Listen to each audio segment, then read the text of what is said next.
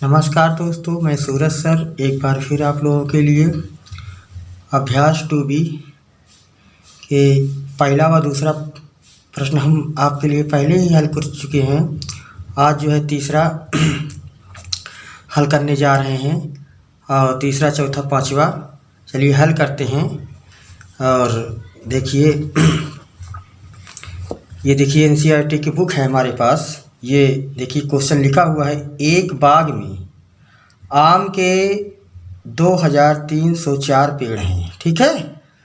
प्रत्येक पंक्ति में उतने ही पेड़ हैं जितने की बाग में पंक्तियां हैं। बाग में कुल कितनी पंक्तियां हैं, ठीक है।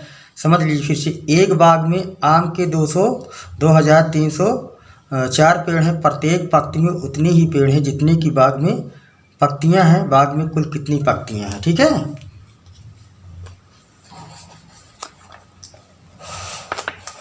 NCERT बुक को एक तरफ रख देते हैं, ठीक है। हल लिखते हैं, बाग में कुल पंक्तियां,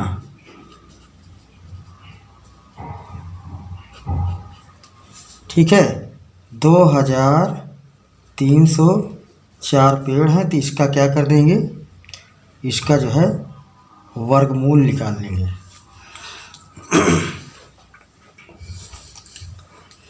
वर्गमूल निकाल लेंगे तो हमारा बाग में जितनी पंक्तियां हैं आ जाएगा, ठीक है। अब देखिए इसका जो है निकालते हैं वर्गमूल, चाहे भाग विधि से निकालें और चाहे गुणनखंड विधि से निकालें। तो चलिए हम इसको गुणनखंड विधि से निकाल लेते। कहा नहीं है कि बात आप इसको गुणनखंड विधि से निकालिए, भाग विधि से निकालिए। तो चलिए देखते हैं। 2 एकम 2, फिर 2 एकम 2, 2 पंचे 10, 2 दूनी 4, फिर 2 पंचे 10, 1 बचा, 2 सत्ते 14, 2 छंग 12, 2 दूनी 4, 2 अठे 16, 2 अठे 16, फिर 2 एकम 2, 2 चौको 8, 2 चौको 8, 2 सत्ते 14, फिर 2 दूनी 4, 2 तिहाई 6, 2 छंग 12,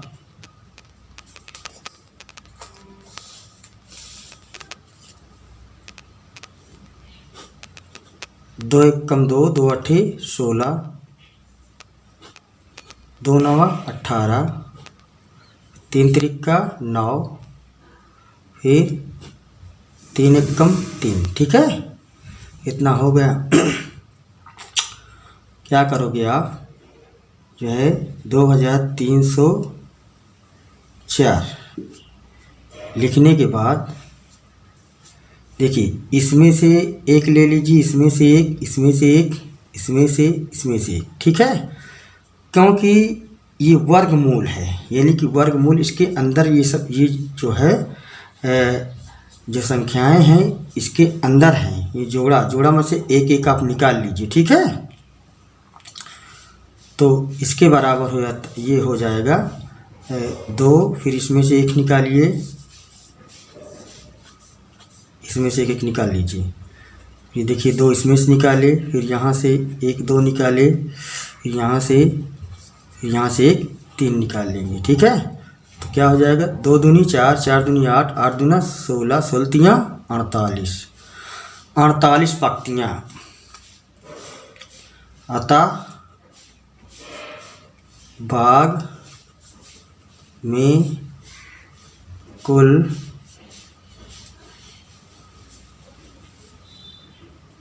अड़तालीस पंक्तियाँ, हाँ ठीक है। यही जो है आपका आंसर आ गया, ठीक है। अब जो है, अब क्वेश्चन नंबर 4 उठाते हैं। चलिए देखते हैं। एक सेना नायक ने अपनी सेना को टोलियों में इस प्रकार विभाजित किया कि प्रत्येक टोली में उतने ही सैनिक थे जितनी की कुल टोलियां थी। यदि उस सेना में कुल 6,561 सैनिक थे तो प्रत्येक टोली में कितने सैनिक थे?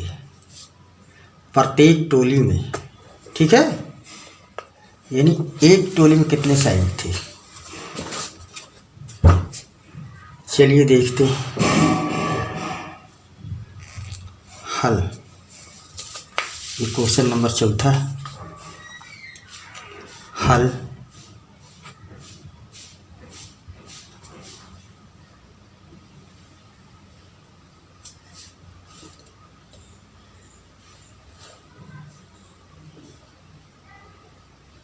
प्रत्येक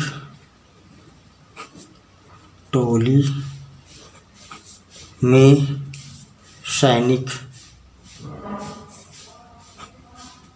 आप जो है कुल सैनिक थे आपके पास 6,561, 6,561। इसका जो है वर्गमूल निकाल लीजिए, आ जाएगा कि एक टोली में कितने सैनिक थे। ठीक है, चलिए 6, 5, 6, 1। ठीक, आप जो है इसको भाग विधि से भी निकाल सकते हो। देखिए इधर से जोड़ा बनाइए ये, ठीक है। ये देखिए अगर हम 8 अठाई 64 कर देते हैं, 8 अठाई 8 यहाँ लिखते हैं और यहाँ भी 8 लिखते हैं, तो 8 अठाई कितना हो गया 64। ये देखिए 5 में से 4 जाएंगे 1 हो जाएगा और यहाँ 6 में से 6 गए 0, और फिर इस जोड़े को उतार लीजिए 61। अब देखिए इसको जोड़ा जाता है, 8 8 16 हो गया। ठीक है, अब जो है यहाँ 161, यानी कि हम 1 से कर देंगे, ये देखिए 1 यहाँ भी लिख देंगे, तो यानी 1 1 कम 1, 1 छक्के 6, 1 1 कम 1। ठीक है, तो यहाँ देखिए 0 आ गया, और अब यहाँ हमारे पास कुछ संख्या नहीं बचा है, तो ये 81 आया है। ठीक है, तो आप इसको डायरेक्ट लिख सकते हो, यानी कि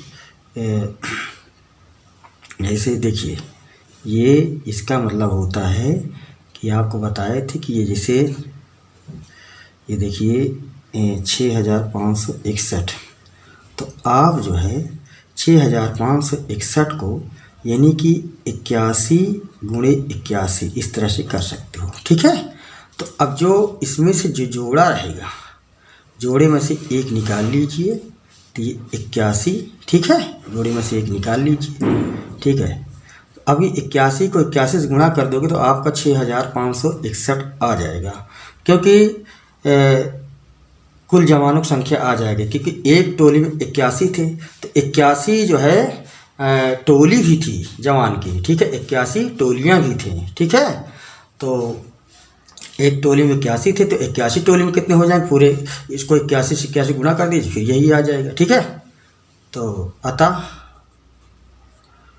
प्रत्येक टोली में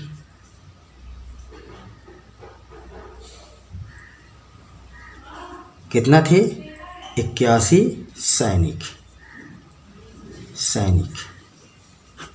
ये आपका आंसर है। आशा है ये अच्छे तरीके से समझ में आ गया होगा। ठीक है, अब जो है अब हम क्वेश्चन नंबर 3 लेते हैं। चलिए 3 देखिए, एनसीईआरटी बुक को उठा करके। तो ये देखिए, मतलब 3 नंबर के मतलब कहने का मतलब 5वां क्वेश्चन लेते हैं। इसमें जो हम इस पार्ट में जो करा रहे हैं 5वां क्वेश्चन उठाते हैं।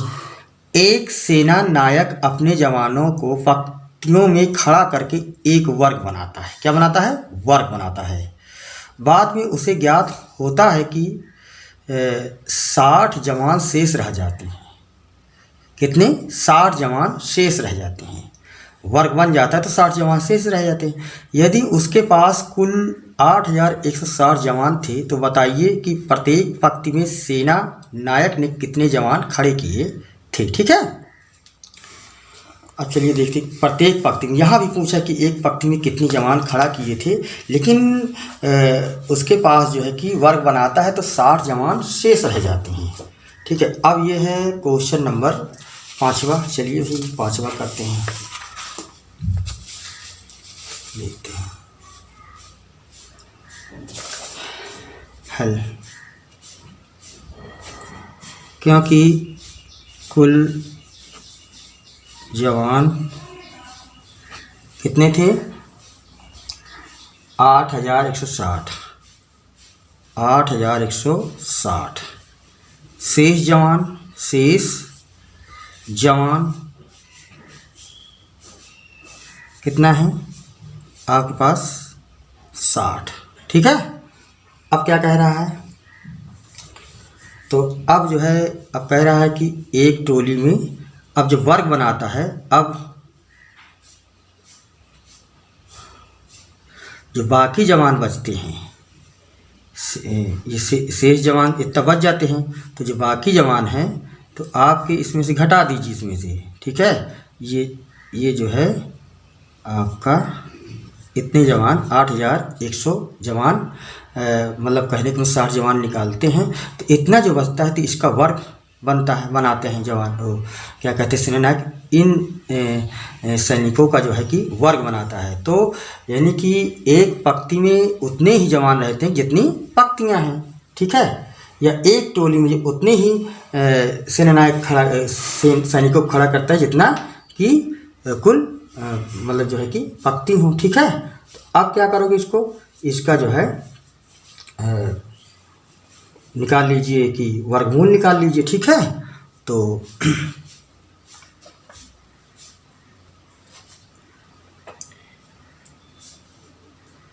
एक पंक्ति में जवान, एक पंक्ति में जवान, तो एक पंक्ति में जवान कितने हैं, तो इसका क्या करो, ये निकाल लो, ये वर्गमूल। ठीक है, अब इसका वर्गमूल निकाल लो तो पता चल जाएगा कि एक पंक्ति में, क्योंकि ये वर्ग बन जाएगा। अब देखिए हम इसको निकालते हैं भैया, तो ये तो कहा नहीं कि भैया आप किस विधि से निकालो, तो निकालो इसको। देखिए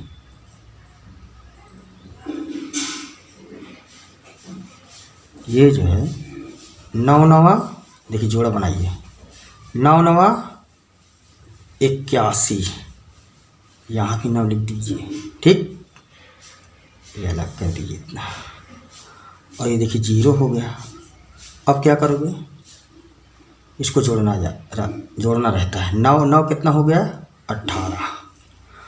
अब देखिए ये डबल 0 यहाँ रख लीजिए।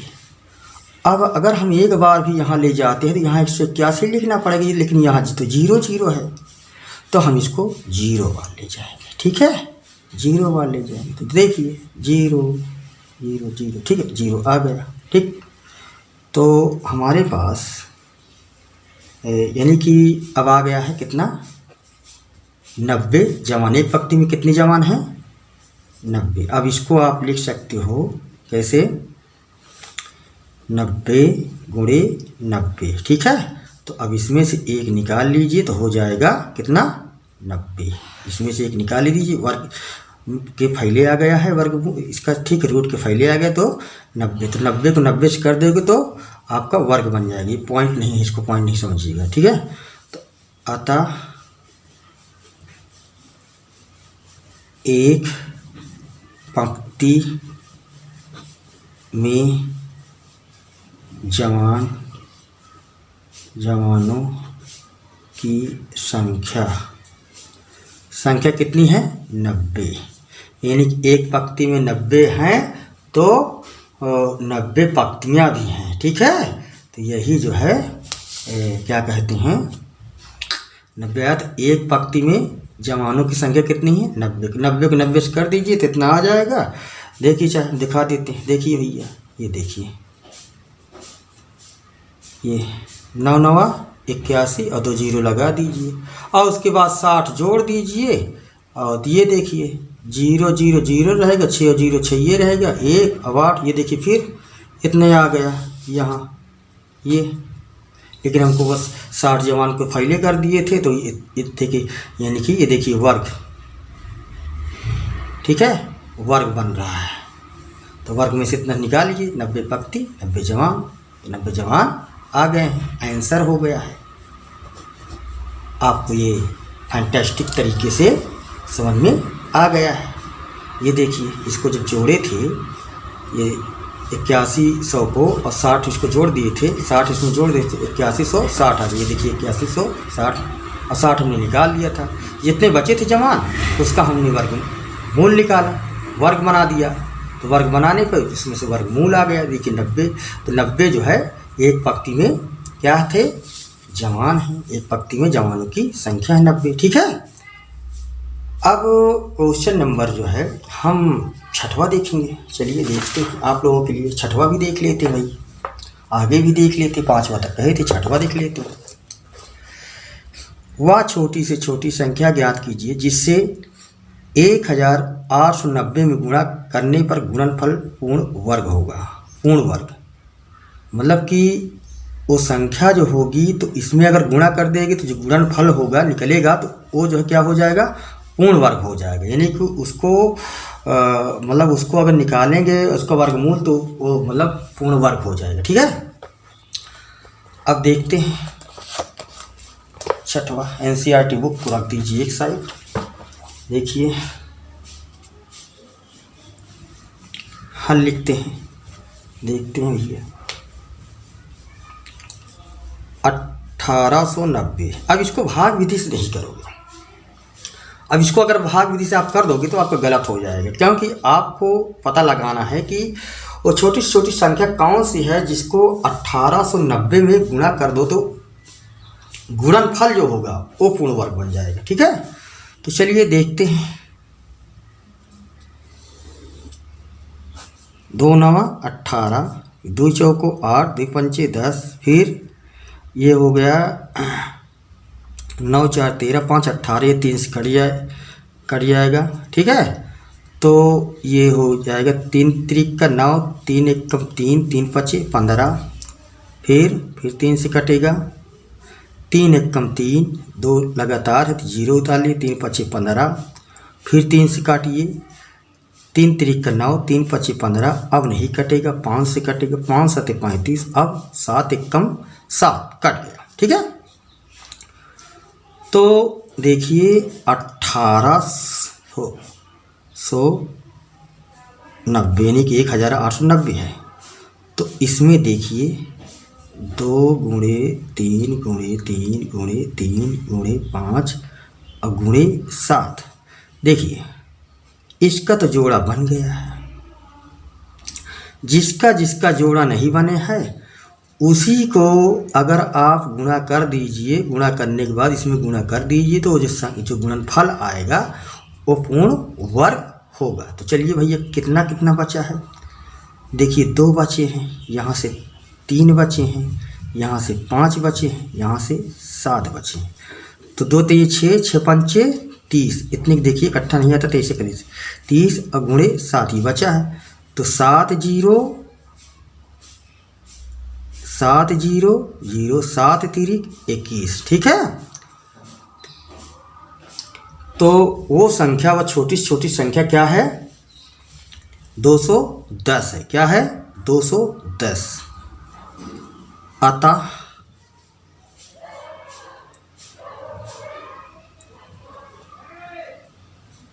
1890 में 210 से गुणा करने पर गुणनफल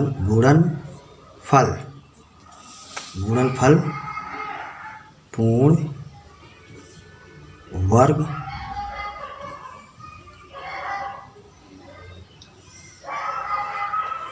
होगा, ठीक है, होगा। अब इसमें ये नहीं कहा कि आप दिखाइए, आपको दिखाना होता तो आप इसको इससे गुणा कर देते, ठीक है, इसको इससे गुणा कर देते। गुणा करने पर जो गुणनफल आता उसको वर्गमूल इसी तरह निकाल लेते, तो ये सबका जोड़ा बन जाता। ये जैसे इसका हमारा 3 का बना है तो इसका जो बचे हैं इनका सबका जोड़ा बन जाता तो पूर्ण वर्ग बन जाता। ठीक है, तो हमको दिखाना नहीं है, बस वही आपको बताना है कि छोटी छोटी संख्या कौन सी है। बस इसलिए वह संख्या बराबर 210। ठीक है, ये आपका आंसर है। ठीक, आ गया होगा कायदे से अच्छे तरीके से। ठीक है, अब जो है चलिए अब 8 बचा है उसको भी कर लिया जाए। क्यों बचा रहे ये अभ्यास। वह छोटी से छोटी संख्या ज्ञात कीजिए जिससे 9408 में भाग देने से भागफल पूर्ण वर्ग हो जाए। तो चलिए अब इसको भी हल किया जाए मिल करके सब लोग। इसको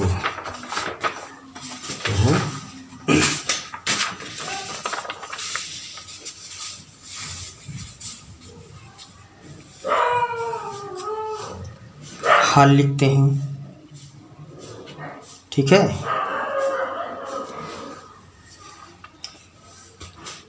तो चलिए इसको भी ये जो है 9408 9408 का जो है वर्गमूल निकालते हैं। जिसका जोड़ा बन जाएगा वो तो ठीक है, जो नहीं बचे मतलब जो बचेगा उसी से भाग दे दी जाएगा। चलिए देखते हैं,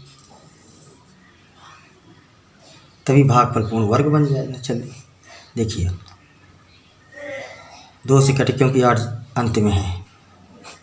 2 चौको 8 और ये 4 है, 2 सत्ते 14, 2 0 0, 2 चौको 8, फिर 2 से काटिए, 2 दूनी 4, फिर 2 3 6, 1 बचा, 2 पंचे 10, 2 दूनी 4, फिर 2 से 2 1 कम 2, फिर 2 1 कम 2, फिर यहाँ 1 बचा, 2 सत्ते 14, फिर 2 छंग 12, फिर 2 से काटिए, 2 पंचे 10, 1 बचा, 2 अट्ठे 16, फिर 1 बचा, 2 अट्ठे 16, फिर 2 से काटना है हमें। 2 दूनी 4, 2 9 18, 2 चौको 8, फिर 2 से 2 1 कम 2, 2 चौको 8, 2 सत्ते 14। अब जो है 2 से नहीं कटेगा, अब 3 से कटेगा। 7 4 11 1 12, 12 3 से कट जाते, ये भी 3 से कटेगा। देखिए 3 चौको 12 और 3 9 27। अब जो है 7 से 7 7 49, फिर 7 से काटिए, 7 1 कम 7। ठीक, अब इसको देखिए, अब ये जो है 9408 में जो है इसको देखिए आप, इसको पहले लिख दीजिए 2 गुणे 2 गुणे 2 गुणे 2 गुणे 2 कितना है, ये 6 2 है, 2 हाँ 6 2 हो गया। फिर गुणे 3 गुणे 7 गुणे 7। ठीक है, तो ये देखिए 1 2 3 4 5 6 7 8 9, 1 2 3 4 5 6 7 8 9, क्योंकि गलत ना होने पाए आराम से करिए। ये इसका बन रहा है जोड़ा, इसका बन रहा है, इसका बन रहा है, इसका बन रहा है, 3 का नहीं बन रहा है। यानी कि आप जो है 3 से भाग दे दीजिए। 3 से चलिए देखिए भाग दे दीजिए, ये भाग इस तरह भी होता है। ठीक है, तो कहने का मतलब ऐसे इससे काट दिया तो कितना बचा, ये जो बचे हैं ये जितना बचा है 2 गुणे 2 गुणे 2 गुणे 2 गुणे 2 गुणे 2 गुणे 7 गुणे 7। अब देख लीजिए, देखने से ये स्पष्ट है कि ये पूर्ण वर्ग है, पूर्ण वर्ग है। देख लीजिए सबको जोड़ा है, ये देखिए सब में से अगर एक एक निकाल लीजिए, ये देखिए ये, और इसमें से भी एक निकालिए और इसमें से एक निकालिए। हमको ये नहीं बताना है, हमको ये नहीं बताना है कि आप उसको दिखाइए, हमको ये बताना है कि कौन सी संख्या है कि मतलब उससे भाग दिया जाए तो मतलब भागफल जो है कि पूर्ण वर्ग हो जाएगा। तो यही भागफल मतलब है। अब ये जो है अब देखिए, अतः वह संख्या 3 है। ठीक है, तो संख्या क्या है? 3 है। जिससे अगर हम भागफल में यानी कि इसके गुणनफल में अगर भाग दे दे गुणन, तो हमारा जो है क्या हो जाएगा, मतलब पूर्ण वर्ग हो जाएगा। भागफल यानी कि 9408 में अगर 3 से भाग दे दें तो जो संख्या बचेगी तो वो संख्या क्या हो जाएगी, मतलब उसको जो है कि पूर्ण वर्ग हो जाएगा। उसका अगर वर्गमूल निकालेंगे तो पूर्ण वर्ग, मतलब पूर्ण वर्ग रहेगा और उसका वर्गमूल निकल जाएगा।